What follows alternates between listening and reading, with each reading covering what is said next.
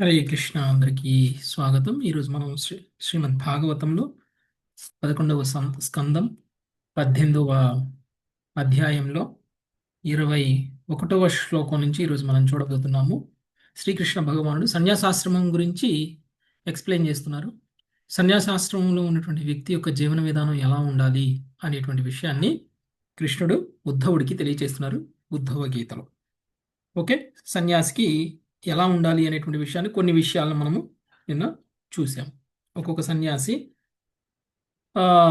7 ఇళ్లల్లో, అది కూడా పుణ్యం చేసి సంపాదించేటువంటి వ్యక్తులు, ధర్మయుతంగా సంపాదించేటువంటి వ్యక్తుల యొక్క 7 ఇళ్లల్లో ఎంచుకొని ఆ 7 ఇళ్ల నుంచి వచ్చినటువంటి ఆహార పదార్థాలని సేకరించి, భిక్షాటనగా సేకరించి, ఆ తర్వాత ఆ భిక్షాటన చేసినటువంటి దాంట్లో సగభాగాన్ని అవసరం ఉన్నటువంటి వాళ్ళకి ఇచ్చేసి మిగిలిన సగభాగాన్ని భగవంతుడికి అర్పించి ఆ తర్వాత తినాలి. దానికంటే ముందు గంగా స్నానం చేయాలి. ఓకే, సో ఈ విధంగా ఒక సన్యాసి చేయాలి. ఒకవేళ అలా కాకుండా ఎన్ని ఇళ్ళైనా పర్వాలేదు, ఎన్ని ఇళ్ళకైనా వెళ్ళొచ్చు అనేటువంటి విధంగా వెళ్తే కనుక అదొక రకమైనటువంటి సన్యాసం. ఓకే, అది మధుపము ఏ విధంగా అయితే ప్రతి పుష్పం మీద వాలి ఏ విధంగా అయితే తేనెని తీసుకొస్తుందో ఆ విధంగా ఒక సన్యాసి కనబడిన ప్రతి ఇంటికి వెళ్ళిపోయి భిక్షాటన చేస్తే అలాంటి సన్యాసిని మధుకరి అని అంటారు. ఓకే, అలా కాకుండా ఆ, నిర్దిష్టమైనటువంటి 7 ఇళ్లకే పరిమితం చేస్తే కనుక అలాంటి వ్యక్తులని అసంక్లిప్త సన్యాసి అని అంటారు. లేదు అని అంటే కొంతమంది దాతలని చూసుకొని ఆ దాతల ద్వారా తను ఆ, జీవనాన్ని గనక పోషణ చేసుకోగలిగితే అలాంటి వ్యక్తిని ప్రాక్ ప్రాక్ ప్రణీత సన్యాసి అని చెప్పడం జరుగుతుంది. ఇంకొకటి కుటుంబ సభ్యుల ద్వారా, లేదనంటే పుత్రులు లేకపోతే శ్రేయోభిలాషుల ద్వారా ఏదైనా ఒక కుటీరాన్ని ఏర్పాటు చేసుకొని, గ్రామానికి దూరంగా, వాళ్ళ ఇంటికి దూరంగా ఏదైనా ఒక కుటీరాన్ని కనుక ఏర్పాటు చేసుకొని ఆ కుటీరంలో ఉంటూ సన్యాస జీవనాన్ని గడపడం, ఇది ఒక రకమైనటువంటి సన్యాసం.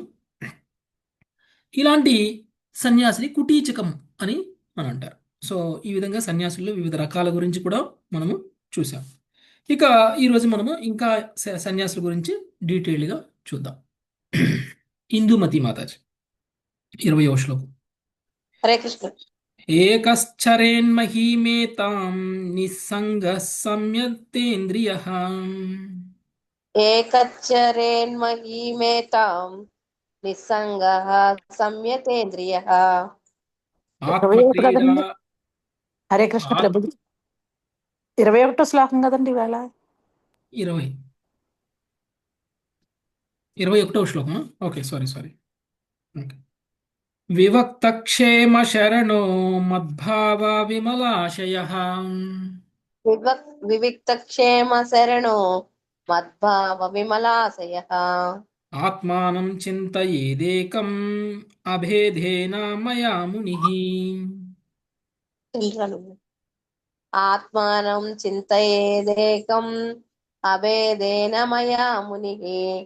నిర్భయము నిర్జనమునైన ప్రదేశంలో వసించుచు నా నిరంతర స్మరణచే విమల చిత్తుడై ముని ఆత్మను నాకు అభిన్నమైనదని ఎరిగిన వాడై దానినే ధ్యానింపవలెను. భాష్యము. 5 ప్రధానమైన సంబంధములలో ఒక దాని యందు అనన్య భక్తియుత సేవలో నిలిచినవాడు విశుద్ధ వైష్ణవునిగా తెలియబడును. భగవత్ ప్రేమ పురోగతి కారణంగా అటు విశుద్ధ భక్తుడు ఎటువంటి లౌకిక అవాంతరములు లేకుండా నిరంతరము భగవన్ మహిమలను కీర్తించగలడు. కృష్ణుడు తప్ప అన్యమైన దేనియందును అతనికి అభిరుచి ఉండదు. భగవంతునికి తాను గుణరీత్యా అన్యుడనని అతడు ఎన్నడను భావింపడు. స్థూలమైన దేహమునకు సూక్ష్మమైన మనసునకు ఇంకనూ ఆకర్షితుడైన వ్యక్తి తనను భగవంతునికి అన్యముగానే గాంచుండును. భౌతిక పదార్థములతో మిథ్యాతాత్మత్యమే ఇటు అపోహ కారణము. భౌతిక కల్మషము నుండి పునీతమైనటి ఇంద్రియములతో మనుజుడు ఇంద్రియాధీసుడైన భగవానుని అర్చించవలెను. ఆ విధముగా అతని భక్తి యోగము దోషరహితమైనదిగా భావింపబడును. వేదాదేశములను విస్మరించిన వాడు భ్రమపూర్వకమైన కలాపములలో ఇంద్రియ క్రియాశీలతను వ్యర్థపరచును. తాను శ్రీకృష్ణునకు భిన్నుడనని మిథ్యగా భావించినందున అతడు శ్రీకృష్ణుని అభిరుచికి భిన్నమైన అభిరుచి తనకు ఉన్నట్లుగా ఊహించుకొనును. అటువంటి వ్యక్తి జీవితంలో స్థిరత్వమును సాధించే అవకాశమే లేదు. ఏలయనగా కాల ప్రభావం చే భౌతిక కార్యరంగము నిరంతరము మార్పునకు గురియగుచుండును. భక్తుడు భగవత్ ప్రేమకు అన్యమైన విషయ సాధనను ఆరంభించినచో భగవంతునితో గల ఏకత్వ భావన కుంటుపడును. మనస్సు భగవత్ చరణార విందముల నుండి విచలితమైనప్పుడు ప్రకృతి యొక్క ద్వంద్వ స్వభావం మనసులో తిరిగి ప్రబలమగును. ఆ రీతిగా మనుజుడు త్రిగుణపూర్వకమగు కార్యకలాపములను తిరిగి ఆరంభించును. భగవంతునితో గల సంబంధములో స్థిరముగా నిలపనివాడు నిర్భయుడు లేదా సుస్థిరుడు కాజాలడు. అతడు శ్రీకృష్ణాశ్రయ రహితుడే అగును. కనుక ఈ శ్లోకమునందు వివరింపబడినట్లు పరమ చైతన్య స్వరూపుడగు శ్రీకృష్ణునికి అభిన్నమైనట్టి చిన్న చేతన స్వరూపముగా తనను మనుజుడు గంభీరముగా ధ్యానించవలను. ఆ విధముగా అతడు కృష్ణ భక్తి భావన యందు స్థిరముగా నిలవగలడు. హరే కృష్ణ ప్రభు దండోత్ప్రణం. హరే కృష్ణ. సో నిర్భయము నిర్జనము అయినటువంటి ప్రదేశంలో నివసిస్తూ నా నిరంతర స్మరణచే విమల చిత్తుడై ముని ఆత్మను నాకు అభిన్నమైనదిగా ఎరిగిన వాడై దానినే ధ్యానించవలను. ఓకే, సో ఎక్కడ ఉండాలి అని అంటే నిర్జనము నిర్భయము అయినటువంటి ప్రదేశం. అంటే ఇప్పుడు మనం ధ్యానం చేసేటప్పుడు ఏమొస్తుందో, పాము వస్తుందో, లేకపోతే పులి వస్తుందో, సింహం వస్తుందో, ఏదైనా క్రూర మృగాలు వస్తాయో అనేటువంటి భయం అనేటువంటిది ఉండకూడదు. ఒకవేళ మనం కళ్ళు మూసుకొని ధ్యానం చేస్తున్నప్పుడు ఈ భయాలన్నీ వస్తున్నాయి అనుకోండి మన హృదయంలోకి, మన మనసులోకి, అప్పుడు మనం ధ్యానం సరిగ్గా చేయలేము. ముందు మన సేఫ్టీ ఇంపార్టెంట్. అందుకనే ఎక్కడికి వెళ్ళి ధ్యానం చేస్తే మనకి ఎలాంటి ప్రమాదము ఉండదు అని అనిపిస్తుందో అప్పుడు మన మనసు ఇలాంటి బయట విషయాల పట్ల చింత లేకుండా కేవలం భగవంతుడి యొక్క స్మరణ మాత్రమే చేయడం అనేటువంటిది సాధ్యమవుతుంది. అలాంటి ప్రదేశాన్ని చూసుకోవాలి. అలాంటి నిర్జనము అయినటువంటి ప్రదేశం, ఒకటి నిర్భయమైనటువంటి ప్రదేశం, రెండోది నిర్జనమైనటువంటి ప్రదేశం. దానివల్ల ఏమవుతుందంటే డిస్టర్బెన్సెస్ ఉండవు. మనం మామూలుగా ఏం చేస్తున్నాము, ప్రస్తుతం ధ్యానం ద్వారా పరిపూర్ణతను సాధించేటువంటి ప్రయత్నంలో మనం ఇంట్లోనే కూర్చొని ధ్యానం చేస్తూ నాకు పర్ఫెక్షన్ వచ్చేస్తుంది అని చెప్పుకుంటున్నాం మనం. దానికి చాలామంది ధ్యానం నేర్పేటువంటి ఇన్స్టిట్యూట్స్ కూడా తయారైపోయాయి, మెడిటేషన్ సెంటర్స్. కానీ నిజానికి దానివల్ల మనకి ఎలాంటి కాన్సన్ట్రేషన్ రావట్లేదు. ఎందుకంటే నిర్జనమైనటువంటి ప్రదేశంలోకి వెళ్ళాలి. నిర్జనమైనటువంటి ప్రదేశంలో కాదు కదా, మనం సిటీలలో ఉంటున్నాం, చాలా ట్రాఫిక్ ఎక్కువగా ఉంటుంది. ఎస్పెషల్లీ అపార్ట్మెంట్స్లో చూస్తే కనుక కారిడార్స్లో గొడవలు, పిల్లలు పరిగెత్తటాలు, అరవడాలు, పక్కింట్లో చిన్న శబ్దం చేసినా మన ఇంట్లోకి శబ్దం వినిపిస్తుంది అపార్ట్మెంట్లో కదండి. ఒక చిన్న రాయి కిందికి వేసినా కానీ టక్కుమని అది మన ఇంట్లోకి వినిపిస్తుంది. అలా ఉంటుంది అపార్ట్మెంట్స్లో. ఓకే, సో అలాంటి ప్రదేశాల్లో మనం ఉంటూ మనం ఎలాంటి డిస్టర్బెన్సు లేకుండా మనం ధ్యానం చేయగలము అనుకోవడమే మన మూర్ఖత్వం. పల్లెటూళ్ళలో ఉంటే కూడా సాధ్యం కావట్లేదు. ఇప్పుడు పల్లెటూళ్ళలో కూడా ఏదో ఒక డిస్టర్బెన్స్, ఎవరో ఒకళ్ళు వస్తారు, కాలింగ్ బెల్ నొక్కుతారు, కూరగాయల వాళ్ళు, పాల వాళ్ళు, లేకపోతే చాకలి వాళ్ళు, లేకపోతే పని చేసేవాళ్ళు, ఇల్లు తుడిసేవాళ్ళు, ఎవరో ఒకళ్ళు వస్తుంటారు ఏదో ఒక టైంలో. మామూలుగా మీరు పల్లెటూళ్ళలో చూసినట్టయితే అన్ని పనులు అయిపోతే అందరూ ఒక చోటికి చేరుతుంటారు. ఓకే, సో మనం రావద్దు అని అనడానికి లేదు, మనం మరీ ఒంటరిగానూ ఉండలేము పల్లెటూళ్ళలో.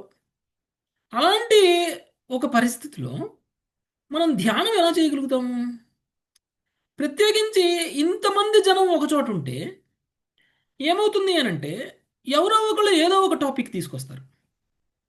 మన ఆలోచనలు ఆ టాపిక్ మీద డిస్కస్ చేయటం వలన ఆ టాపిక్ వైపుకి వెళ్తాయి. మనం ఏదైతే మాట్లాడుతున్నామో దాని గురించి కొంచెం సేపు మనసు ఆలోచనలు చేస్తూ ఉంటుంది.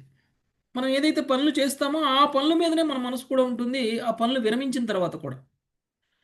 సో ఆ విధంగా చూస్తే ఎలాంటి యాక్టివిటీసు, ఎలాంటి ఆలోచనలు కల్పించినటువంటి ఒక వాతావరణం ఉండాలి అంటే నిర్జనమైనటువంటి ప్రదేశం అయి ఉండాలి. మనల్ని ఎవరు డిస్టర్బ్ చేయకూడదు, మనతో ఎవరు మాట్లాడకూడదు.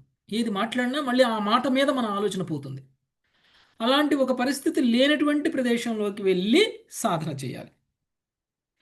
ఏం చేయాలి సాధన చేసేటప్పుడు? నిరంతరం భగవంతుణ్ణి స్మరించాలి. భగవంతుడిని స్మరించాలి. భగవంతుడు ఆధ్యాత్మికం, ఆత్మ కూడా ఆధ్యాత్మికం. ఆత్మ భగవంతుడి యొక్క అంశ. ఆత్మకు ఉన్నటువంటి లక్షణాలను మనం తెలుసుకోగలుగుతున్నాము అంటే ఎవరైనా సరే భక్తిలో పురోగమించాలి అంటే ముందు ఆత్మజ్ఞానం ఉండాలి. ఓకే, ఆత్మజ్ఞానం తర్వాతనే పరమాత్మ జ్ఞానం అనేటువంటిది వస్తుంది. సో ఆత్మజ్ఞానం కలిగినటువంటి వ్యక్తి పరమాత్మని లేదంటే భగవంతుణ్ణి ధ్యానం చేయగలగాలి. పరమాత్మని ధ్యానం చేసేటువంటి వ్యక్తి ధ్యానయోగి. అదే భగవానుణ్ణి ధ్యానం చేసేటువంటి వ్యక్తి భక్తుడు. రెండింటికి తేడా ఉంది. పరమాత్మ ధ్యానానికి భక్తుడికి తేడా ఉంది. పరమాత్మ ధ్యానాన్ని ధ్యానం చేసేటువంటి వాళ్ళు కేవలం ధ్యాన యోగులు. అలా కాకుండా భగవంతుడి యొక్క స్వరూపాన్ని గనక ధ్యానం చేయగలిగితే అది నిజమైనటువంటి భక్తి. సో ఈ ఆధ్యాత్మికతను అర్థం చేసుకుని ఆ విధంగా మనము పురోగమించాలి. ఓకే, సో శ్రీకృష్ణుడు మనం ఇంద్రియ భోగం చేస్తూ ఈ ఇంద్రియ భోగానికి అతీతుడైనటువంటి శ్రీకృష్ణ భగవానుని ధ్యానం చేయాలి. మనం ఇంద్రియ భోగంలో ఉన్నాం అనుకోండి, అది సాధ్యం కాదు. కాబట్టి మన భౌతికమైనటువంటి ఇంద్రియాలను పవిత్రం చేసుకొని ఇంద్రియాలకే ప్రభు అయినటువంటి శ్రీకృష్ణ భగవానుని అర్చించాలి మనం. ఓకే, నెక్స్ట్ 22వ శ్లోకం మల్లీశ్వరి మాత. హరే కృష్ణ ప్రభు. అన్వీక్షేతాత్మనో బంధం మోక్షం చ జ్ఞాన నిష్టయా. అన్వీక్షేతాత్మనో బంధం మోక్షం చ జ్ఞాన నిష్టయా. బంధ ఇంద్రియ విక్షేపో మోక్ష ఏషాం చ సంయమః. బంధ ఇంద్రియ విక్షేపో మోక్ష ఏషాం చ సంయమః. స్థిరమైన జ్ఞానము చే ముని ఆత్మ యొక్క బంధ మోక్షము స్వభావమును స్పష్టముగా నిర్ధారణము చేసుకొనవలెను. ఇంద్రియముల భోగము వైపునకు మరలినప్పుడు బంధము కలుగును. పూర్ణమగు ఇంద్రియ నిగ్రహము మోక్షమునకు కలగచేసును. ప్రభుపాద వారి భాష్యమునకు జై. తన నిత్య స్వభావమును జాగ్రత్తగా అవగాహన చేసుకున్నట్టు ద్వారా మనుజుడు తిరిగి మాయా సంఖ్యలలో బంధింపబడకుండును. పరతత్వ సేవలో నిత్యము నెలకొనుట ద్వారా అతడు ముక్తుడగును. అప్పుడు చంచలమగు ఇంద్రియముల భోక్త అనేది మిథ్యాభావనకు జీవును ఏ మాత్రము లాగవు. అట్టి స్థిరమైన ఇంద్రియ నిగ్రహము భౌతికేంద్రియ భోగం అనేది యాతన నుండి మనిషికి ఊరట కలిగించగలదు. హరే కృష్ణ ప్రభుజీ. ఓకే, ఎవరికైతే పూర్తిగా జ్ఞానం ఉందో వాళ్ళకి తెలుస్తుంది ఈ జీవితం యొక్క లక్ష్యం బంధాలలో ఇరుకుపోవడం కాదు, మోక్షాన్ని పొందడము అనేటువంటి విషయం. ఈ జ్ఞానం ఉన్నటువంటి వ్యక్తికి ఏవైతే ఈ భౌతికమైనటువంటి శరీరం ఉందో, ఇంద్రియాలు ఉన్నాయో, ఈ ఇంద్రియాలకి పరంగా ఉన్నటువంటి ఆధ్యాత్మికమైనటువంటి ఆత్మజ్ఞానం ఉన్నటువంటి వ్యక్తికి తెలుస్తుంది ఈ ఆత్మకి ఈ ఇంద్రియాల నుంచి, ఈ శరీరం నుంచి ముక్తిని ఇవ్వాలి అనేటువంటి విషయాన్ని. ఇది జ్ఞానాన్ని కనుక మనం నిలుపుకోలేదు అంటే మనం చేసేటువంటి ప్రతి కర్మ మన కర్మబంధనం కలిగించకుండా ఉండాలి అనేటువంటి ఒక స్థిరమైనటువంటి సంకల్పానికి కనుక మనం వచ్చినట్లయితే అప్పుడు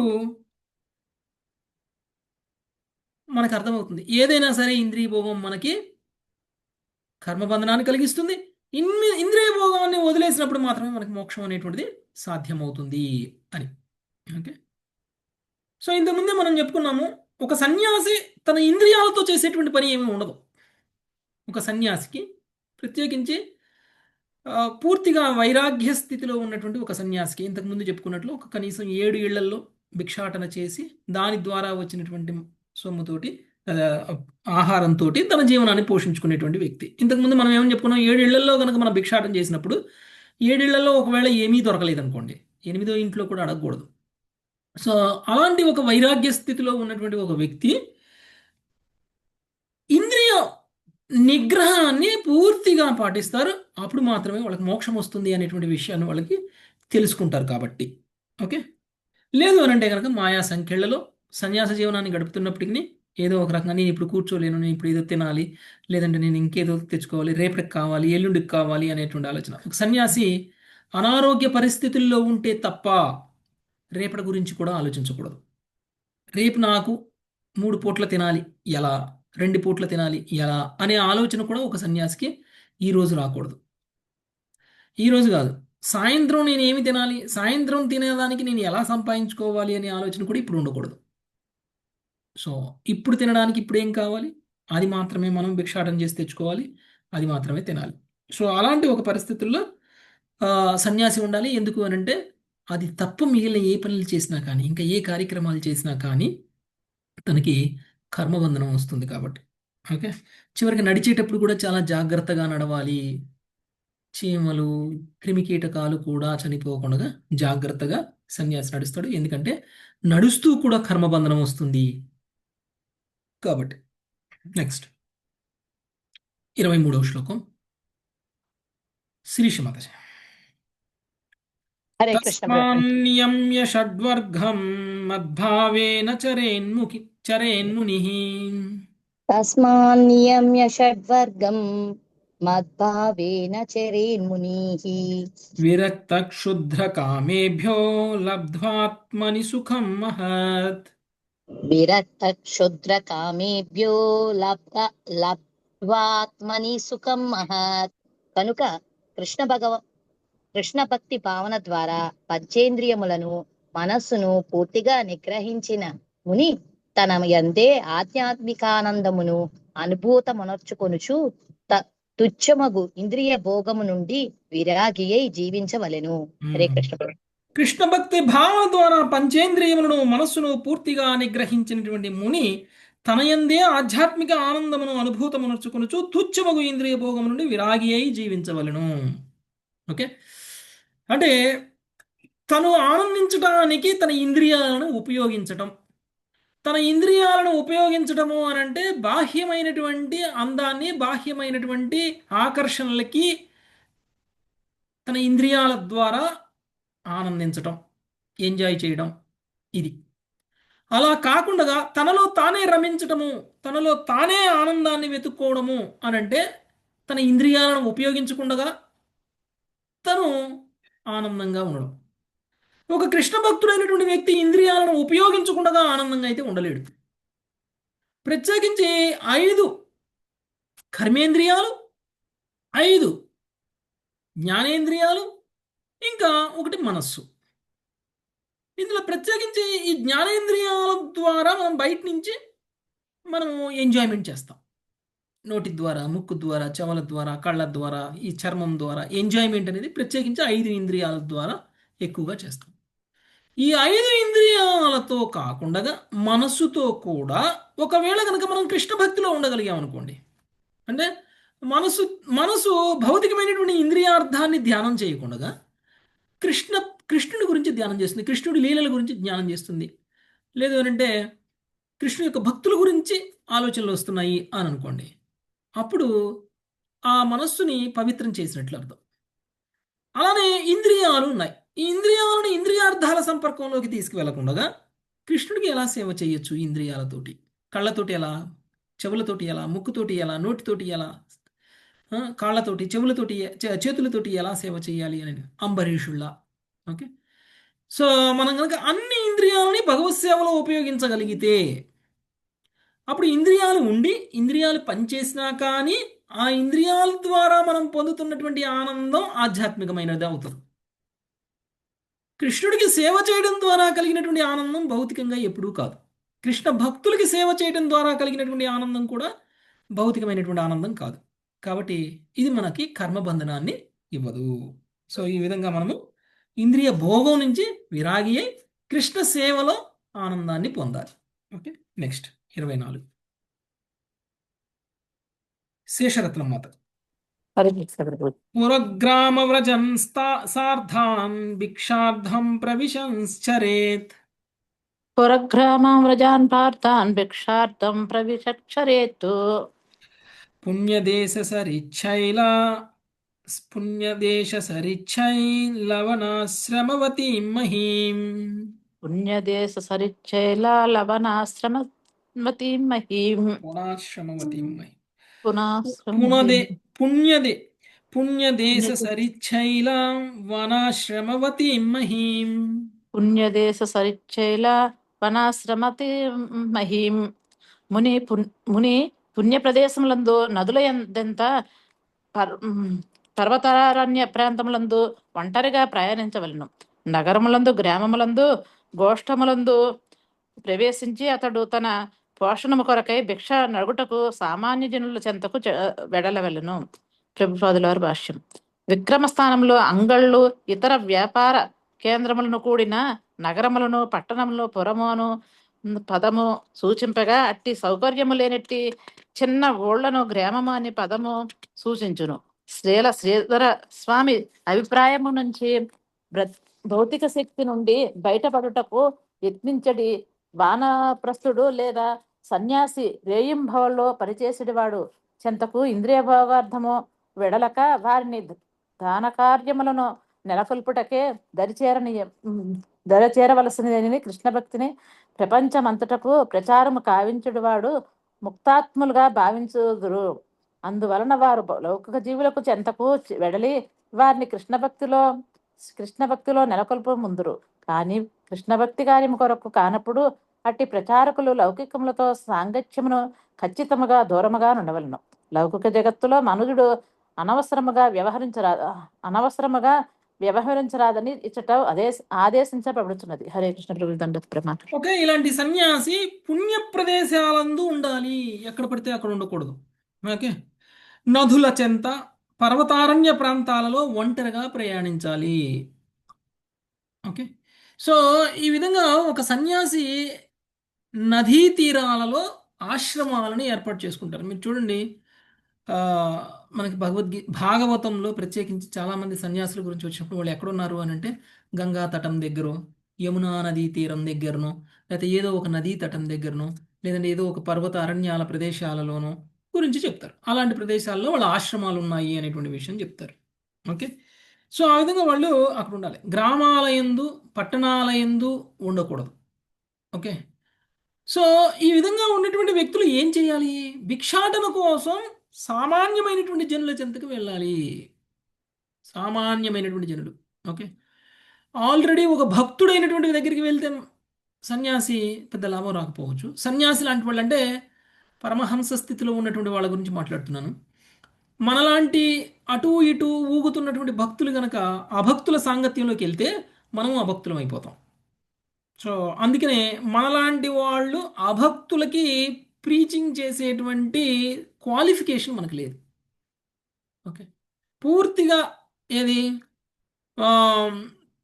ప్రభుపాద ఏ విధంగా అయితే అసలు కృష్ణుడు అంటే ఎవరు అని తెలియనటువంటి వాళ్ళకు కూడా ప్రీచింగ్ చేశారో అలాంటి వాళ్ళకి మనం ప్రీచింగ్ చేయలేము. ఎందుకంటే వాళ్ళకి కృష్ణుడు అంటే తెలియదు, వాళ్ళు ఎప్పుడూ మత్తులో ఉంటారు. అలాంటి వ్యక్తులకి మనం వెళ్ళి ప్రీచింగ్ చేస్తే మనం కూడా వాళ్ళలాగా మారుతాం. వాళ్ళు మనలాగా మారడం పోగా మనమే వాళ్ళలాగా మారేటువంటి ప్రమాదం ఉంటుంది.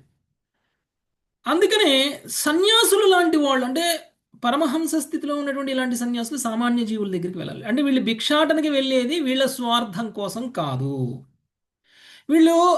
వీళ్ళు తినేటువంటి కొద్దిపాటి ఆహారం వాళ్ళు ఏ విధంగా అయినా అడవుల్లో లేదా వనాలలో సంపాదించుకోగలరు. వాళ్ళు దానికి ఏమీ గృహస్థుల ఇంటికి వెళ్ళిపోయి మరీ భిక్షాటన చేయాల్సినటువంటి అవసరం ఏమి లేదు.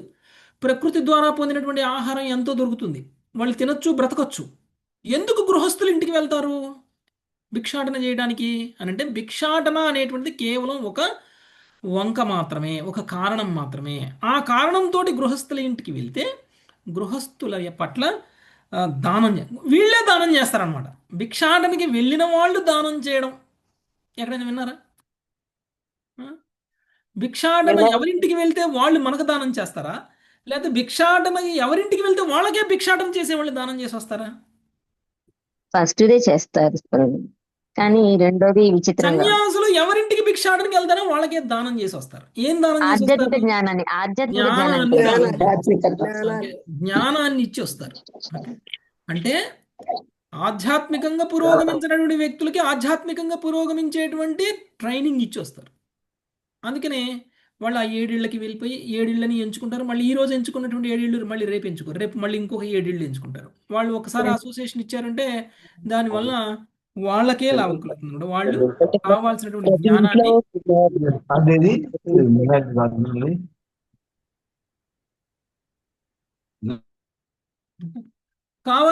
జ్ఞానాన్ని వాళ్ళకి ఇచ్చి సామాన్య జనుల్ని ఉద్ధరించేటువంటి ప్రయత్నం చేస్తారు.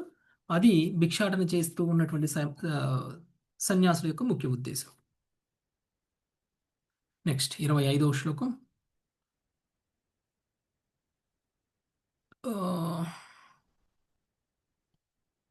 అయిపోయిందా? ఓకే, లక్ష్మీ రూప మాతాజీ. హరే కృష్ణ. వానప్రస్థాశ్రమపదేశ్ వైక్షమాచరేత్ వానప్రస్థాశ్రమ పదేశ్ వభీష్టం వైష్టమాచరేత్ సంసిద్ధ్యత్యాస్వ సన్మోహః శుద్ధ సత్వశిలాందసాం సంసిద్ధాత్మశ్వాసమోహ శుద్ధ సత్వశిలాస్థాన స్థిలాస్థాధన సాన శిలాందసా శిలాంధసా. హరే కృష్ణ. వానప్రస్థాశ్రమునందున్నవాడు సర్వదా ఇతరుల నుండి భిక్షను స్వీకరించవలెను. ఏలయన దానిచే అతడు మోహదూరుడై ఆధ్యాత్మిక జీవనమునందు శీఘ్రముగా పరిపూర్ణుడగును. అట్టి వినమ్ర భావనతో సంపాదించిన అన్నముతో పోషణము చేసుకున్నవాడు తన అస్తిత్వమును పవిత్రమునర్చుకొనగలడు. హరే కృష్ణ ప్రభుజీ. భాష్యము. పాశ్చాత్య దేశ జనులు సాధారణముగా ఎంత మందబుద్ధులనగా సాధువగు భిక్షకునికి సాధారణ బిచ్చగానికి తేడాను వారు గుర్తించలేరు. సాధువగు భిక్షువు నిరంతరము ప్రామాణిక భగవత్ సేవ యందు నెలకొనిన వాడై తన దేహ పోషణకు అవసరమైనంత దానిని స్వీకరించును. ప్రస్తుతము గ్రంథ రచయిత కృష్ణ చైతన్య సంఘమునందు విశ్వవిద్యాలయ పట్ట కలిగిన గర్వితునిగా ప్రవేశించినను తదనంతరము కాలమున కృష్ణుని కొరకు రహదారిలో భిక్షమెత్తుట ద్వారా వినమ్రునిగానైన విధమును ఇంకను గుర్తించుకొనుచున్నాడు. ఈ పద్ధతి సిద్ధాంతపరమైనది కాక నిజముగా అస్తిత్వమును పానము చేయునదే ఉన్నది. మనుజుడు ఎల్లరకు గౌరవం ఇచ్చునట్లుగా అది చేయగలడు. అతడు ఎల్లరకు గౌరవనీయనిదే భిక్షా కార్యము సఫలీకృతము కాబోదు. అట్లే భిక్ష ద్వారా మనిషి తరచుగా కడుపు నిండుగా తినలేకపోవచ్చును. నాలుక నిగ్రహించబడినప్పుడు ఇతరేంద్రియములు కూడా శీఘ్రమే శాంతించును. కనుక ఇది మంచిదే. కనుక అన్నము భిక్షమెత్తుట ఎనడి పావన పద్ధతి వానప్రస్థుడు ఎన్నడును త్యజించరాదు. భగవంతుని కొరకు మహోన్నతమైన కర్తవ్యములో నెలకొని నట్టి సాధువగు భిక్షకుని మూర్ఖత్వముతో జనులు సోమరిపోతు అయిన భిక్షగానితో ఎన్నడును పోల్చరాదు. హరే కృష్ణ ప్రభుజీ. భిక్షగాళ్ళలో కూడా చాలా మంది ఉంటారు.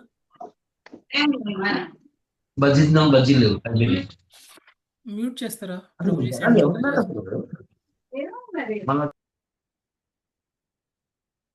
ఓకే, సో చాలా మంది భిక్షాటనకి వెళ్తూ ఉంటారు.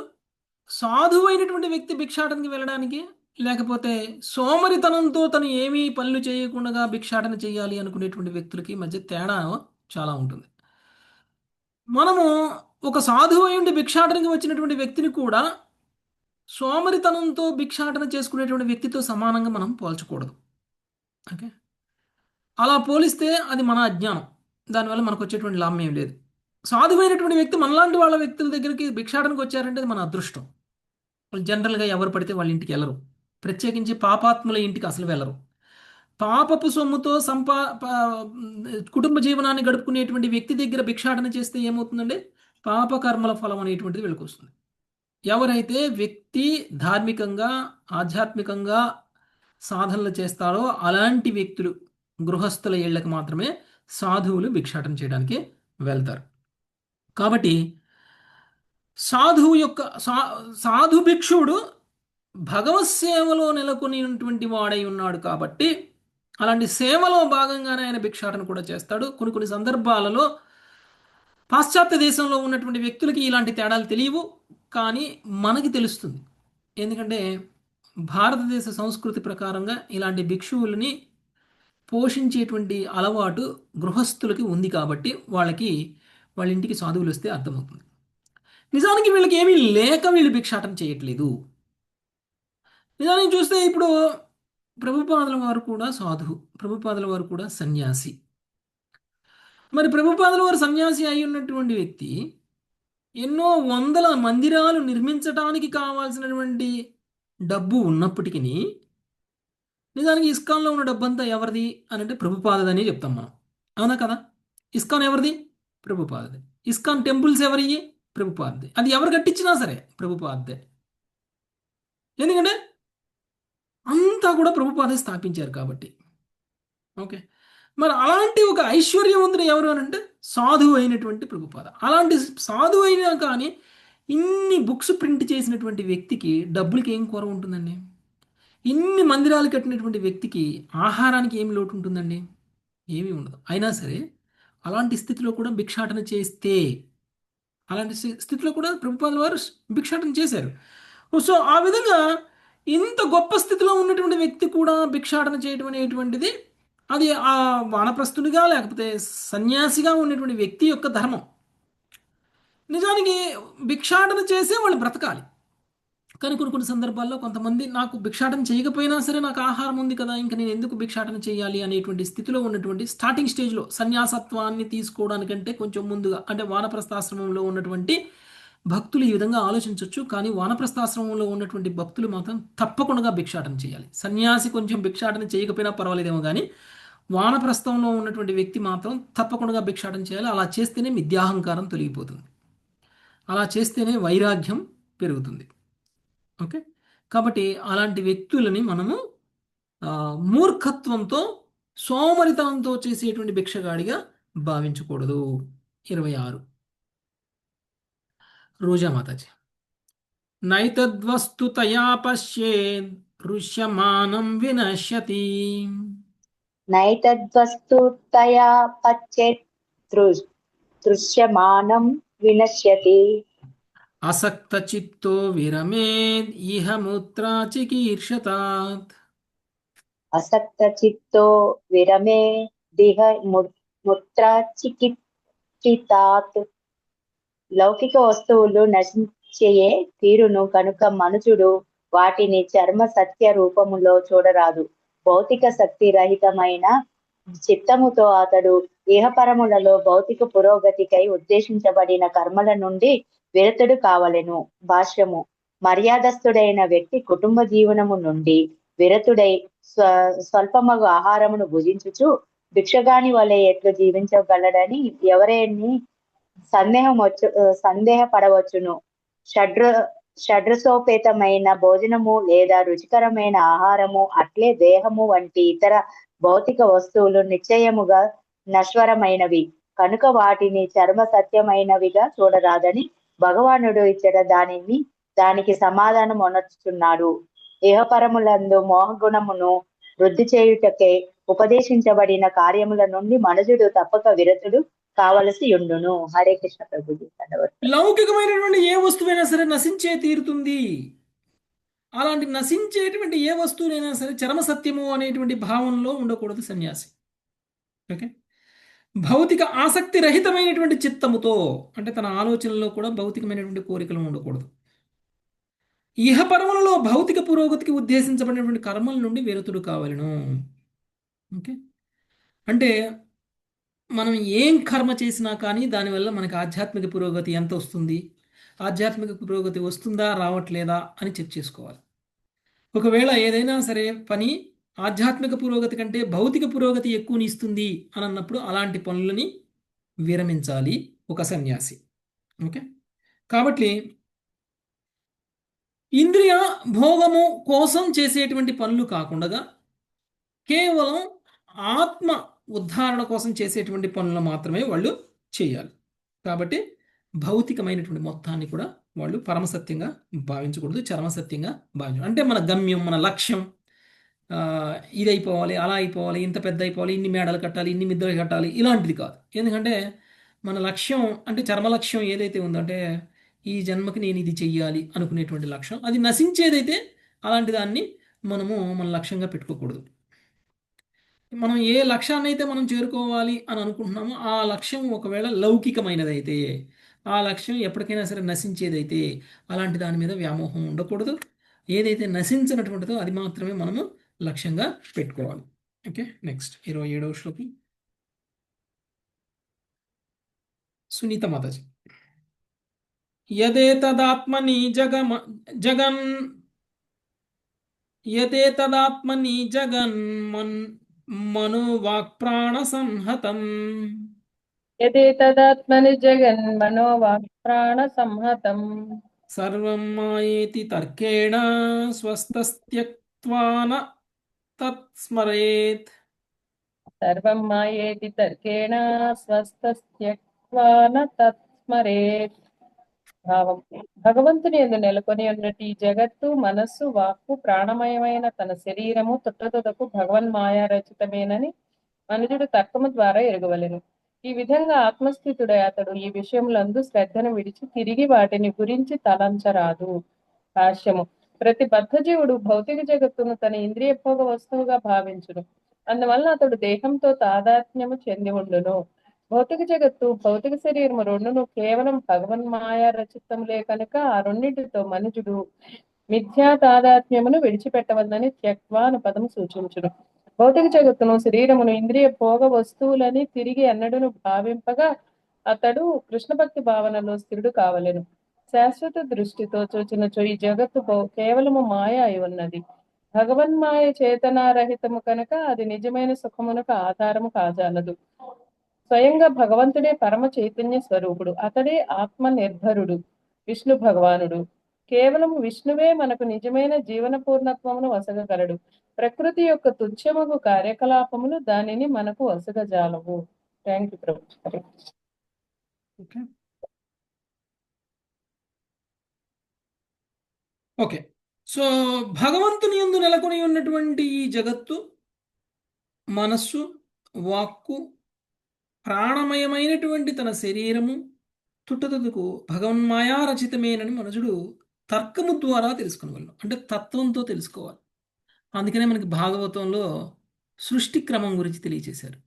ఈ సృష్టి ఎలా వచ్చింది, ఈ సృష్టి ఎలా లయమవుతుంది, ఈ సృష్టిలోకి వచ్చినటువంటి మనం ఎలాంటి భౌతికమైనటువంటి తత్వాలతో ఉన్నాము, ఆ భౌతికమైనటువంటి తత్వాల యొక్క శాశ్వతత్వం ఏమిటి, అసలు శాశ్వతమైనది ఏంటిది, ఆత్మ ఏంటి, ఆధ్యాత్మికం ఏమిటి, భౌతికం ఏమిటి, ఇవన్నీ మనం ఎందుకు చేస్తున్నాము, స్టడీ ఎందుకు చేస్తున్నాము ఇదంతా అంటే మన గురించి మనం తర్కంతో అర్థం చేసుకునేటువంటి ప్రయత్నం. ఇలా చేస్తేనే మనం భౌతికమైనటువంటి వాళ్ళం కాదు, మనం ఆధ్యాత్మికమైనటువంటి ఆత్మస్వరూపులము అనేటువంటి విషయం మనకు అర్థమవుతుంది. కొన్నిసార్లు మనకి ఆధ్యాత్మికం ఏంటిదో భౌతికం ఏంటిదో వేరు చేసి తెలుసుకోలేనటువంటి పరిస్థితుల్లో ఉన్నప్పుడు ఇలాంటి సాంఖ్యతత్వం అనేటువంటిది ఉపయోగపడుతుంది. ఇది భౌతికం కాదు, ఇది భౌతికం కాదు అని ఎలిమినేట్ చేయటం అన్నమాట. మనల్ని మనము ఆధ్యాత్మికంగా పూర్తిగా చూసుకోగలగాలి. అలాంటి వ్యక్తి తర్కం ద్వారా తెలుసుకుని ఆ విధంగా ఆత్మస్థితుడై అతడు ఈ విషయముల యందు శ్రద్ధను విడిచి తిరిగి వాటిని గురించి తలంచరాదు. ఒకప్పుడు పుట్టుకతోటి మనకేమీ ఇలాంటి ఆధ్యాత్మిక జ్ఞానం లేకపోవచ్చు, లేదంటే సాంఖ్యతత్వం తెలిసి ఉండకపోవచ్చు. పుట్టుకతోటి మనం ఆత్మస్థితిలో మనమేమి ఉండలేదు. మనము ఏవైతే ఇంద్రియార్థాలకు దూరంగా ఉండాలి అనేటువంటి జ్ఞానం మనం సంపాదించిన తర్వాత ఇంద్రియార్థాలకు దూరంగా ఉండేటువంటి ప్రయత్నం చేస్తానికంటే ముందే ఆ ఇంద్రియార్థాలన్నింటినీ కూడా మనం అనుభవించి ఉన్నాం. ఇది ఒక దురదృష్టం. ఒక వ్యక్తి ఏదైనా ఒక రుచికరమైనటువంటి పదార్థం మనకు అనిపిస్తే అది ఒక్కసారి కూడా తినడం వ్యక్తికి తెలియదు దాని రుచి ఏమిటో. ఒక్కసారైనా తింటేనే తెలుస్తుంది రుచి ఏమిటో. ఒక్కసారి కూడా తినడం వ్యక్తి దాన్ని తినాలి అనేటువంటి కోరిక కూడా ఉండదు. ఎప్పుడో ఒకసారి మనం రుచి చూసి ఉన్నాం అనుకోండి, అప్పుడు దాన్ని మళ్ళీ చూసినప్పుడల్లా మనకి ఇంకా కావాలి అని అనిపిస్తుంది. సో ఆత్మయందు స్థితుడైనటువంటి వ్యక్తికి ఇలాంటి భౌతికమైనటువంటి విషయాల పట్ల శ్రద్ధ ఉండదు. వీటన్నిటినీ కూడా పూర్తిగా వదిలేయాలి. అందుకనే ఇంద్రియభోగం ఎంత ఎక్కువగా చేసినటువంటి వ్యక్తి ఉంటారో అలాంటి వ్యక్తి ఆధ్యాత్మికంగా పురోగమించడం, ఇంద్రియభోగం విరమించినా సరే ఆధ్యాత్మికంగా పురోగమించడానికి చాలా సమయం పడుతుంది. అందుకని మనం అందరం అంటుంటాం, ఎవరైతే సాత్వికంగా ఉంటారో వాళ్ళు త్వరగా భక్తులు అవుతారు, ఎవరైతే సాత్వికమైనటువంటి ఆహారం తినరో వాళ్ళు భక్తులు అవడానికి చాలా సమయం పడుతుంది. ఓకే, ఉదాహరణకి మాంసాహారం తినేటువంటి వాళ్ళు భక్తులు అవ్వాలంటే చాలా సమయం పడుతుంది. ఎందుకంటే వాళ్ళకి ఆ రుచి మరిగారు, దాన్ని వదిలేయలేరు. ఇంద్రియార్థాల పట్ల అంత ఆకర్షణ ఉన్నటువంటి వ్యక్తులకి ఆధ్యాత్మికంగా పురోగమించలేరు. వాళ్ళకి అది ఒక అవరోధం. సో ఆ విధంగా ఒకవేళ ఎవరైనా సరే కష్టపడి ఇలాంటి ఇంద్రియార్థాల నుంచి దూరంగా ఉండాలి అనేటువంటి ప్రయత్నం కనుక చేశారనుకోండి, మళ్ళీ తిరిగి ఆ ఇంద్రియార్థాలని మనసులో కూడా ఆలోచించేటువంటి సిచ్యువేషన్ రాకుండా ఆధ్యాత్మికంగా బిజీగా ఉండాలి. ఓకే, ఏదైతే భౌతికమైనటువంటి ఎంజాయ్మెంట్ అని మనం అనుకుంటామో ఆ భౌతికమైనటువంటి ఎంజాయ్మెంట్, ఏ వస్తువు ద్వారా మనకు ఆ ఎంజాయ్మెంట్ వస్తుందో ఆ వస్తువు గురించి మనం ఎప్పుడూ కూడా ధ్యానం చేయకూడదు. నాకు ఇది వద్దు వద్దు వద్దు వద్దు వద్దు అని ఎన్నిసార్లు అనుకున్నా కానీ అన్నిసార్లు మనం గుర్తు తెచ్చుకుంటున్నట్టే. మనం కొన్నిసార్లు అనుకుంటాం, నేను ఇది తినకూడదు, నేను దీన్ని వదిలేస్తున్నాను, లేకపోతే నేను ఇలాంటి తప్పులు చేయకూడదు, నేను ఇలాంటి ఎంజాయ్మెంట్ చేయకూడదు అని మనం అనుకున్నప్పుడు అది అంతటితో ఆపేసేయాలన్నమాట. ఇది వద్దు అనుకున్నాం కదా, ఇక దాని గురించి ఆలోచించకూడదు. ఇది వద్దు అని కదా ఆలోచిస్తున్నాను అని కూడా అనుకోకూడదు. నాకు మామిడి పండు వద్దు, మామిడి పండు వద్దు, మామిడి పండు వద్దు, మామిడి పండు వద్దు అని 10 రోజులు మీరు రోజుకు 10 సార్లు అన్నారనుకోండి, మీరు మామిడి పండుని ధ్యానం చేస్తున్నారు ఇండైరెక్ట్గా. దానివల్ల ఏమనిపిస్తుందంటే 11వ రోజు తినాలనిపిస్తుంది. వద్దు అనుకున్నప్పుడే వద్దు అనే మాట కూడా ఇంకా ఆలోచించకూడదు, దాని గురించి ఆ వస్తువు గురించే మనం ఆలోచించకూడదు. ఓకే, సో ఆ విధంగా ఒక సన్యాసి పూర్తిగా వైరాగిగా తనకి ఇంద్రియ భోగం పట్ల దూరంగా ఉండాలి. ఓకే, దాన్ని కూడా తలచకూడదు, మనసులో కూడా తలచకూడదు ఇంద్రియార్థాల గురించి. నెక్స్ట్ 28వ శ్లోకం అక్షర సౌజన్యమత్. హరే కృష్ణ. జ్ఞాననిష్టో విరక్తో వా మద్భక్తో వా నపేక్షకః జ్ఞాననిష్టో విరక్తో వా మద్భక్తవానపేక్షకః సలింగానాశ్రమాన్ త్యక్త్వా చరేధా విధిగోచరః. సలింగానాశ్రమం సత్వా చరేదా విధి గోచరః. భావము: జ్ఞాననిష్ఠుడై బాహ్య వస్తువుల నుండి విరక్తుడైన వాడు లేదా మోక్ష వాంఛనుండనైనను విరక్తుడైన నా భక్తుడు ఇరువురును బాహ్య అనుష్ఠానములు లేదా సాధన సామాగ్రిపై ఆధారపడిన ధర్మములను ఉపేక్షింతురు. ఆ విధముగా వారి ఆచరణ విధి నియమములకు అతీతమై ఉండును. ప్రభుపాదుల వారి భాష్యము. ఈ శ్లోకము పరమహంస జీవన స్థితిని వివరించుచున్నది. దాని యందు అనుష్ఠానములు, బాహ్య సాధన సామాగ్రి లేదా విధి నియమములు అవసరం లేదు. మోక్షమునకై యత్నించేడి పరిపూర్ణ జ్ఞానయోగి లేదా మోక్షము నైనను వాంఛింపనట్టి విశుద్ధ భగవద్భక్తుడు ఎటువంటి భౌతిక కార్యవాంఛను కలిగి ఉండరు. మనస్సు పూర్తిగా పవిత్రమైనప్పుడు పాప ప్రవృత్తి ఉండనే ఉండదు. అజ్ఞానంతో లేదా స్వీయ భోగము కొరకు వర్తించేడి స్వభావము కలవారికి మార్గదర్శనము చేయుటకే విధి నియమములు ఉద్దేశించబడినవి. కానీ భగవానుడు ఇచ్చట వర్ణించినట్లుగా ఆధ్యాత్మిక పరిపూర్ణుడైన వాడు స్వేచ్ఛగా సంచరింపవచ్చును. నిర్లక్ష్యముగా కారు నడిపే వానికి లేదా స్థానిక రోడ్డు స్థితిగతులు తెలియని వారికి విస్తృతమైన రోడ్డు గుర్తులు, ట్రాఫిక్ పోలీస్ సిబ్బంది తప్పక అవసరమగును. కానీ సావసాధనుడైన డ్రైవరు స్థానిక రోడ్డు స్థితిగతులను గురించి పూర్తిగా నెరిగియుండును. ట్రాఫిక్ పోలీసులు అవసరము గాని రోడ్డుతో పరిచయం లేనట్టి వారికి ఉద్దేశించబడిన గతి పరిధులు, రోడ్డు గుర్తులు గాని అతనికి అవసరము ఉండవు. భగవంతుని విశుద్ధ భక్తుడు భగవత్ సేవను తప్ప అన్యమును కోరడు. అతడు సహజముగానే విధి నిషేధములను పాటించువాడే అయి ఉండును. సర్వదా శ్రీకృష్ణుని స్మరింపవలెను. అతని నెన్నడును మరవరాదు. కానీ ఆ ఈ పరమహంస స్థితిని ఎవరును కృత్రిమముగా అనుకరించరాదు. ఏలయన అది శీఘ్రమే అతని ఆధ్యాత్మిక జీవనమును నష్టపరుపగలదు. వివిధ ఆశ్రమ స్థితుల కొరకు భగవానుడు కడచిన శ్లోకములందు పలు పద్ధతులను, సాధన సామాగ్రిని, సాధనములను వివరించి ఉన్నాడు. ఉదాహరణకు సన్యాసి త్రిదండమును, కమండలమును ధరించి ఒక ప్రత్యేకమైన రీతిలో భోజనము చేసి జీవించుచుండును.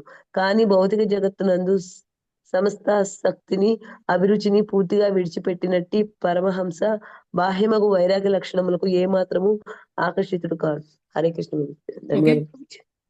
జ్ఞాననిష్ఠుడై బాహ్య వస్తువుల నుండి విరక్తుడైనటువంటి వాడు లేదా మోక్షవాంఛనైనను విరక్తుడైనటువంటి నా భక్తుడు ఇరువురును బాహ్య అనుష్ఠానముల ద్వారా సాధన సామాగ్రిపై ఆధారపడినటువంటి ధర్మలను ఉపేక్షింతురు. ఆ విధంగా వారి ఆచరణ విధి నియమములకు అతీతమై ఉండును. ఓకే, సాధన భక్తులకి ఉన్నటువంటి రూల్స్ అండ్ రెగ్యులేషన్స్ జ్ఞానంలో పూర్తిగా పరిపూర్ణుడైనటువంటి వ్యక్తి లేదు అని అంటే మోక్షాన్ని కూడా కోరనటువంటి ఒక ఉత్తమమైనటువంటి స్థితిలో ఉన్నటువంటి ఒక భక్తుడు వాటిని ఆ విధి నియమాలని పాటించాల్సినటువంటి అవసరం లేదు. అంటే భక్తిలో బాగా పురోగమిస్తే మనకి రూల్స్ అండ్ రెగ్యులేషన్స్ ఉండవు. ఇది తినొచ్చు, ఇది తినకూడదు, ఇలా ఉండొచ్చు, ఇలా ఉండకూడదు, ఇలా నడవాలి, ఇలా నడవకూడదు, ఈ సమయంలో లేగాలి, ఈ సమయంలో లేవకూడదు, ఈ రూల్స్ అనేవి ఉండవు. అంటే రూల్స్ లేనప్పుడు మనం ఎట్లయినా ఉండొచ్చా దాని మీనింగ్? ఇప్పుడు మనం రోజు మార్నింగ్ లేవాలి, 16 మాలలు జపం చేయాలి. అదే మనం కనుక ఆధ్యాత్మికంగా పురోగమించి విశుద్ధ భక్తులం అయ్యాం అనుకోండి, మనకి 16 మాలల నియమం లేదా? చెయ్యాలి ప్రభుజీ, లేకపోతే పడిపోతాం మాలాంటి వాళ్ళం. మీలాంటి వాళ్ళ గురించి, నాలాంటి వాళ్ళ గురించి చెప్పట్లా. పరమహంస స్థితిలో ఉన్నటువంటి వాళ్ళు జపం చేయాలా లేదా? వాళ్ళకి అవసరం లేదు ప్రభు. వాళ్ళకి అలవాటు అయిపోతుంది కదా ప్రభుజీ, వాళ్ళు అది చేయకుండా ఉండలేదు వాళ్ళు కదా. అది జీవితంలో ఒక భాగం కానీ అయిపోతుంది ప్రభు. ఇక్కడ ఏమంటున్నారంటే ఎవరైతే పరమహంస స్థితిలో ఉన్నారో వాళ్ళకి రూల్స్ రెగ్యులేషన్స్ అవసరం లేదు అని అంటున్నారు. ఇక దాని ఎప్పుడు meaning- మనసులో ఇంకా కృష్ణ అంటే నామాన్ని జపిస్తూ ఉంటారు ప్రభుజీ. ఆల్రెడీ ఏ వాళ్ళు పని చేస్తున్నా, పాటిస్తారు ఏం కదా. చేస్తున్నా వాళ్ళు ఎప్పుడు కానీ వాళ్ళు ఎప్పుడు ప్రచారంలోనే అదే ఉంటారు కదా ప్రభుజీ, ఆ వాళ్ళు ఎప్పుడు ధ్యాసలోనే ప్రచారంలో ఉంటారు. ఉంటారు. చేయాల్సిన సో అవసరం లేదు ప్రచారం ప్రభు. ఎప్పుడు చేస్తే జపం చేయనవసరం లేదా? చెయ్యాలి ప్రభుజీ. పరమహంస స్థితిలోకి వెళ్తే రూల్స్ పాటించక్కర్లేదంటే వాళ్ళు కూడా నామజపం కూడా చేయాల్సిన అవసరం లేదు వాటికి. ఆ, అదేనా ప్రభుపాద లక్ష్మి గారు? పరమహంసాన్ని ఇచ్చారు, అయినప్పటికీ చేస్తూ ఉంటారు ప్రభుజీ. ఆ, అంటే ఏం మరి ఇప్పుడు రూల్స్ అవసరం లేదు వాళ్ళకి అని అంటే ఏంటి? వాళ్ళు జపం చేయకపోయినా వాళ్ళు భాగవద్దామానికి వెళ్ళిపోతారా? ఆల్రెడీ వాళ్ళ రూల్స్ తీసి ఫాలో అయిన తర్వాతే కదా వాళ్ళ ప్రభుజీ వాళ్ళు దాటిపోయారు ప్రభు, ఆ స్టేజ్ అదే చెప్తున్నా. దాటిపోయారని ఇప్పుడు ప్రభు. సాధన భక్తులు పరమహంస భక్తులు అయిపోయారు అనుకోండి, ఇక సాధన వదిలేయచ్చా అని అడుగుతున్నా నేను. వదలకూడదు ప్రభుజీ, వదలకూడదు. మరి ఇక్కడ రూల్స్ ఏం లేవు వాళ్ళకని అన్నారు కదా. అంటే వాళ్ళు రూల్స్ ఆ అదంతా స్థితిని దాటి బాడీలో వెళ్ళిపోయారు అని. వాళ్ళ వాళ్ళ స్థాయిని దైనందిన దాటిపోయారని ప్రభు. జీవితంలో పార్ట్ అయిపోద్ది ప్రభుజీ. వాళ్ళు ఈ టైంలో ఇది చెయ్యాలని వాళ్ళు అక్కర్లేదు, ఇంకా ఆటోమేటిక్ గా వచ్చేస్తది. ఈ రూల్స్ అని కూడా అనుకోరు ఇంకా. ఓకే, ఇప్పుడు ట్రాఫిక్ ఇక్కడ సరైన ఎగ్జాంపుల్తో భాష్యంలో ఎక్స్ప్లెయిన్ చేస్తున్నారు. ఓకే, మనము ఇష్టం వచ్చినట్టు డ్రైవింగ్ చేసే వ్యక్తులకి ట్రాఫిక్ రూల్స్ అవసరం. నువ్వు లెఫ్ట్లో వెళ్ళాలి, రైట్లో వెళ్ళకూడదు, ఇన్ని కిలోమీటర్ల స్పీడ్లో వెళ్ళాలి, ముందుకెళ్తే టర్నింగ్ ఉంటుంది, ఇది జీబ్రా క్రాసింగ్, ఇక్కడ రెడ్ లైటు, ఇక్కడ ఎల్లో లైటు. ఈ రూల్స్ అన్నీ ఎవరికి? ఇష్టం వచ్చినట్టు ట్రాఫిక్ డ్రైవింగ్ చేసే వాళ్ళకి. ఓకే, నీకు ఒకవేళ ఆ సిగ్నల్ లేకపోయినా, ఆ జీబ్రా క్రాసింగ్ లేకపోయినా, అక్కడ స్పీడ్ బ్రేకర్ లేకపోయినా, వ్యక్తి డ్రైవింగ్ సావధానంగా చేస్తున్నాడు అనుకోండి. నేను ఇక్కడ మన మనుషులు క్రాస్ చేస్తున్నారు ఈ రోడ్డు దగ్గర, నేను ఇష్టం వచ్చినట్టు చేయకూడదు, నేను ఇక్కడ ఆగాలి అని అనుకున్నాను అనుకోండి. అలాంటి వాడికి రెడ్ సిగ్నల్ అవసరమా? అవసరం అవసరం లేదు. లేదు ప్రభు. అవసరమే ప్రభుజీ, అది రెడ్ అవసరమే. సిగ్నల్ లేకపోయినా కానీ ఆయన ఆగుతాడు. సిగ్నల్ లేదు, అయితే అవసరం లేదు ప్రభు. అవసరం రెడ్ లేదు సిగ్నల్ ప్రభుజీ. లేకపోయినా కానీ ఆయన ఆగుతాడు. ఆగిపోతాము. అదే ఇష్టం వచ్చినట్టు డ్రైవింగ్ చేసే వాళ్ళు రెడ్ సిగ్నల్ లేకపోతే ఆగరు, రెడ్ సిగ్నల్ ఉంటేనే ఆగుతారు. అవును. ఓకే, Yes, అంటే ఉన్నా కూడా దాటిపోతూనే ఉంటారు అంటే ఇష్టం వచ్చినట్టు చేసి. పరమహంస స్థితికి రానటువంటి వ్యక్తులు పరమహంస స్థితికి రావడం కోసం, అంటే పర్ఫెక్ట్ డ్రైవింగ్ చేయనటువంటి వ్యక్తులు పర్ఫెక్ట్ డ్రైవింగ్ చేసేంత వరకు రూల్స్ అవసరం. ఒకసారి మనకి పర్ఫెక్ట్ డ్రైవింగ్ వచ్చిందనుకో, నువ్వు ఆ రూల్స్ తీసేసినా కానీ ఆటోమేటిక్గా అక్కడికి రాగానే మనం ఆగిపోతాం. అక్కడ రెడ్ సిగ్నల్ లేకపోయినా అక్కడికి రాగానే ఆగిపోతాం. అంటే రూల్స్ లేకపోయినా కానీ సాధన చేస్తాం మనం, పరమహంస స్థితిలో ఉన్నటువంటి వ్యక్తులు. రూల్స్ అండ్ రెగ్యులేషన్స్ మనల్ని భక్తుడిగా పురోగమింపజేయడానికి, భక్తుడిగా ఆల్రెడీ పురోగమించినటువంటి వ్యక్తికి నువ్వు ఇది చెయ్యాలి అని నియమం లేకపోయినా చేస్తాడు. ఓకే, ఇలా ఉండాలి అనేటువంటి నియమం లేకపోయినా కానీ అలా ఉంటాడు. ఒక భక్తుడు ఆల్రెడీ భక్తుడు అయ్యాడు కాబట్టి ఆ భక్తుడు ఎలా ఉండాలో అలా ఉంటారు. ఓకే, అది దాని అర్థం. దాని అర్థం మీరు చేసినట్టు పొద్దున్నే లేచి నేను స్నానం చేయనవసరం లేదు, మీరు చేసినట్టు పొద్దున్నే లేచి జపం నేను చేయనవసరం లేదు, సంధ్యావందనం చేయనవసరం లేదు, లేకపోతే అది చేయనవసరం లేదు, ఇది చేయనవసరం లేదు, అలా కాదు దాని మీనింగ్. అంటే పరమహంస స్థితిలో ఉన్న వాళ్ళకి రూల్స్గా కాకుండా జీవనంలో భాగంగా వాళ్ళు చేస్తారు. ఓకే, ఇష్టంగా చేస్తారు వాళ్ళు. ఇది నియమం కాబట్టి నేను చేస్తున్నాను అని కాదు, అది నియమం కాకపోయినా సరే అది భక్తి కాబట్టి నేను చేస్తాను, భక్తియుత సేవ కాబట్టి నేను చేస్తాను, దానివల్ల నాకు ఆధ్యాత్మిక ఆనందం వస్తుంది కాబట్టి నేను చేస్తాను అనేటువంటి భావంలో వాళ్ళు ఉంటారు. అది మోక్షం కూడా కోరుకున్నటువంటి వ్యక్తులు ఉండేటువంటి స్థాయి, అంటే భావ ప్రేమ స్థాయిలో ఉన్నటువంటి భక్తులు వాళ్ళకి ఏ రూల్స్ అవసరంలా. ఏ రూలు లేకపోయినా భగవంతుడికి అంకితమైపోయి ఉంటారు. ఏ రూలు లేకపోయినా భగవంతుడికి శరణాగతుడై ఉంటారు. మనం రూల్స్ పెడితేనే అవ్వట్లేదు కదండి. 8 గంటల క్లాస్ రూల్ అంటే అప్పుడు 8 గంటలకి వస్తాం. ఇష్టం వచ్చినప్పుడు అంటే రాం. అలానే పొద్దున్నే లేగాలి అంటే పొద్దున్నే లేగుస్తాం. మాతాజీ నేను వస్తాను, మీరు ఒకసారి చూడండి, నేను 2 రోజులు నేను ఊరు వెళ్ళాను. నేను 2 రోజులు ఊరు వెళ్ళినప్పుడు మార్నింగ్ జపాన్కి నేను జాయిన్ అవ్వలేదు. ఎంతమంది జాయిన్ అవ్వలేదు మీలో? చాలా మంది అవ్వలేదు. ఎంతమంది మానేశారు? ప్రభుజీ రాలేదు కదా. చాలా మంది రాలేదు ప్రభుజీ, రాలేదు. ప్రభుజీ లేరు కదా. మధ్యలో నేను ఒక రోజు జాయిన్ అయ్యాను. లాస్ట్ ఇయర్ అయితే ముగ్గురుమే జాయిన్ అయ్యాం ప్రభుజీ. లాస్ట్ ఇయర్ అయితే ముగ్గురుమే జాయిన్ అయ్యాం. మధ్యలో నేను ఒక రోజు జాయిన్ అయినప్పుడు చూస్తే 10 మంది కూడా లేరు. అవును. అంటే నేను ఉన్నప్పుడే జాయిన్ అవుతారు, నేను లేనప్పుడు జాయిన్ అవ్వరు. ఈ రూల్స్ లేకపోయినా జపం చేయాలి. అది ఓకే. ఆ టైంలో జాయిన్ అయ్యి జపం చేయాలి. ప్రభుజీ వస్తేనే చేయాలి, ప్రభుజీ రాకపోతే అంటే రూల్ ఉన్నా రూల్ లేకపోయినా ఎవరైతే జాయిన్ అవుతున్నారో వాళ్ళకి రూల్ అవసరం లేదు. ఓకే అది దాని మీద. Okay next. ఓకే ఇక్కడ కాపుదాం మాతాజీ. 28 శ్లోకాలైన 29వ శ్లోకం నుంచి రేపు చూద్దాం. Thank you very much. Hare Krishna. వాంఛా కల్పతరుభ్యశ్చ కృపా సింధుభ్యైవ చ పావనేభ్యో వైష్ణవేభ్యో నమః. హరే కృష్ణ హరే కృష్ణ హరే కృష్ణ హరే కృష్ణ కృష్ణ హరే రామ హరే రామ రామ హరే హరే. హరే కృష్ణ ప్రభుజీ దండకం ప్రభుజీ.